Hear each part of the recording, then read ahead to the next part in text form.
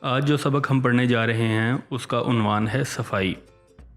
یہ سبق اپنی ضرورت اور پیغام کے اعتبار سے بہت زیادہ اہمیت کا حامل ہے۔ صفائی کی ضرورت، اس کی اہمیت اور اس کے نتیجے میں حاصل ہونے والے فوائد کو کسی طور بھی نظر انداز نہیں کیا جا سکتا۔ صفائی تندرست جسم اور صحت مند زندگی کی ضمانت ہے۔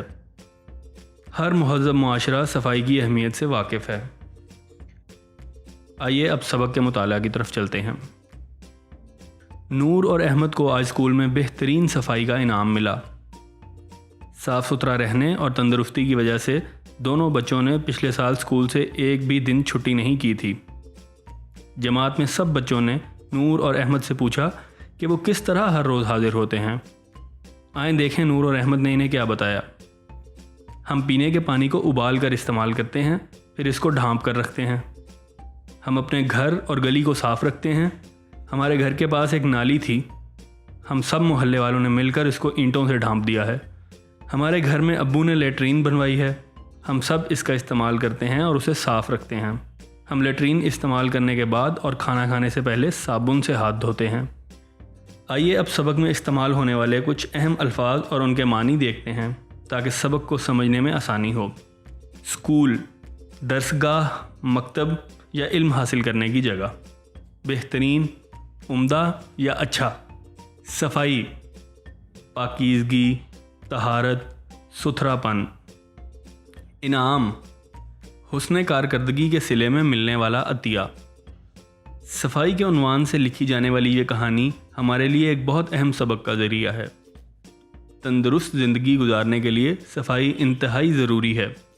صفائی کے بغیر انسان طرح طرح کی بیماریوں میں مبتلا ہو جاتا ہے اور اس کی کام کرنے کی صلاحیت متاثر ہوتی ہے۔ صفائی صرف اپنی ذات کی حد تک ہی محدود نہیں ہوتی، بلکہ اپنے گرد و نواح کو صاف رکھنا بھی ہماری ذمہ داری ہے۔ اگر ہم سب مل کر اپنے ملک پاکستان کو صاف ستھرا بنائیں تو ہمارے ملک سے بہت سی بیماریوں کا خاتمہ ہو سکتا ہے۔ اس سے لوگوں کی کام کرنے کی صلاحیت میں اضافہ ہوگا اور پاکستان ترقی کر سکے گا۔